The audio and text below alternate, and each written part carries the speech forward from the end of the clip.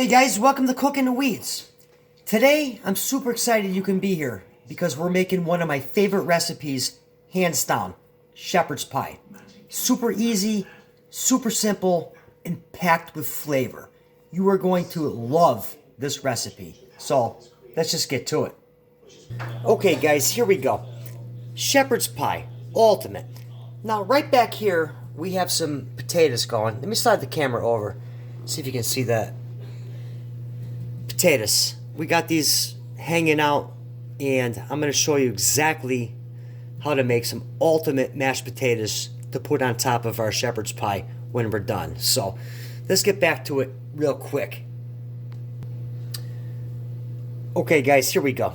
So I got the cast iron nice and hot here, and we're going to start with some butter. I'm going to throw some butter in here. Okay, and just work this right around. Now we're going to season kosher salt and black pepper.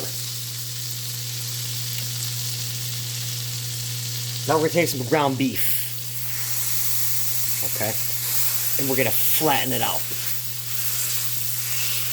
Kind of like we're making a big burger. Because we want to get a really, really good sear on the ground beef. Okay? Now, traditionally shepherd's pie is with lamb. And I think with the ground beef it's called a cottage pie. Cottage pie? If that's right, drop me a comment, guys. Cottage pie? Drop me a comment. I'm pretty sure that's what it's called. Alright, so now we're going to hit the top. More kosher salt and black pepper. We're going to let this cook, sear 3 to 5 minutes. Okay guys, this has been going for a couple minutes. Now what we're going to do is we're going to break this up. And you can see this has a real nice sear on it. Just kind of flip it over and break it up. And what we're going to do is we're going to cook this till it's no longer pink. Okay guys, so we drain the ground beef. We're going to hit it with a little white wine. About a third a cup. We'll work that right in there. Now some diced onions and carrots. Kosher salt. Black pepper. Season, season, season. I'm like the king of seasoning. No bland food here. And then finally, a mixture of garlic powder, oregano, paprika. Recipe in the description. Alright, I'll put the recipe right in the description. Okay guys, so this has been going for a couple minutes. Now we're going to add about a half a tablespoon of flour. Not too much. Okay. About a cup of beef broth.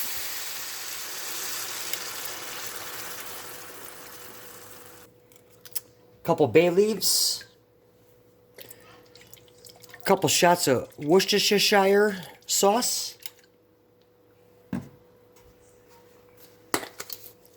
Parmesan cheese. Okay guys, and now the secret ingredients that really make this recipe. We got some creamed corn and French onion soup. Boom. Mix that in. Bring this to a boil. And then we're going to add a little more vegetables. Okay, guys. Now we're going to add some peas and green beans. Throw those right in there. Okay. Frozen peas, frozen green beans. And what we're going to do is we're going to let this simmer and reduce for about 15 minutes. Okay, guys. So this has been going on a really low heat, reducing down for about 15 minutes. And you can see how that has just reduced down and thickened up really nice. Oh, guys, I really wish you could smell this. This is outstanding. All right, so what we're going to do is We're going to let this hang out for a couple more minutes, and then we'll get on to the potatoes. Okay, guys, here we go. So the shepherd's pie is hanging off to the side. And real quick, for recipes that are good and delicious and super easy, hit that subscribe button. All right, on to the mashed potatoes. I just went over and drained them in the sink. And here's how we're going to whip these up here real quick. So we're going to hit them with some kosher salt, some black pepper, pinch, some melted butter, good heaping tablespoon of horseradish, some dill,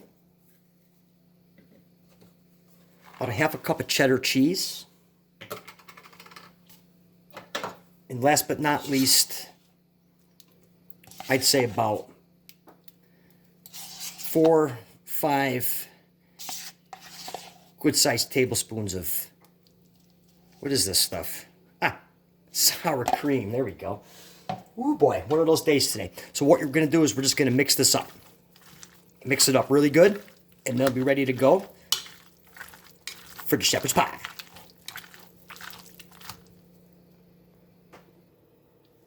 Okay, guys, so here we go. Mashed potatoes are ready to go, and we're going to just load this on the top. Small pieces.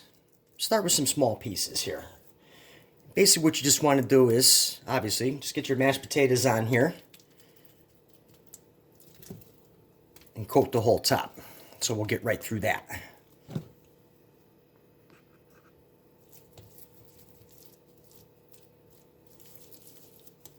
Okay, guys, so this is ready for the oven. Real quick, if you want to get super fancy and be like looking all professional, you can take a fork and you can make some lines in here like this. Give it a nice texture when it bakes. You can put your initials in here, kind of like that. There you go, just like that. Okay, guys, here we go. Preheated oven, 350. What I'm doing is I'm putting this on a sheet pan. That way, if it boils over and bubbles over, it's not going to make a big mess in the oven. Okay, so preheated oven, 350, about a half an hour, 40 minutes. Okay, guys, it's been about 30-35 minutes, and this thing is sizzling. Oh my God, does that smell good. All right, so let's get this out of here. Oh, without dropping it. Let's not drop it. Okay, guys, so here we go. We took this out of the oven, and I actually probably could have made a couple more potatoes, but that's okay. This is just browned up nice, and the smell is just outstanding. All right, so I want to let it rest for about 5 to 8 minutes. Okay, that way it can set on you. Now, if you want to get fancy, you can hit it with a little bit of parsley, just like that. Oh, man. And, yeah, that has set enough. Let's take a quick look right there. Look at that, guys. Carrots and everything. Outstanding. Okay, guys, if you like this recipe, give me a thumbs up for this one. I really hope you enjoyed this recipe. We'll see you here next time, cooking the weeds.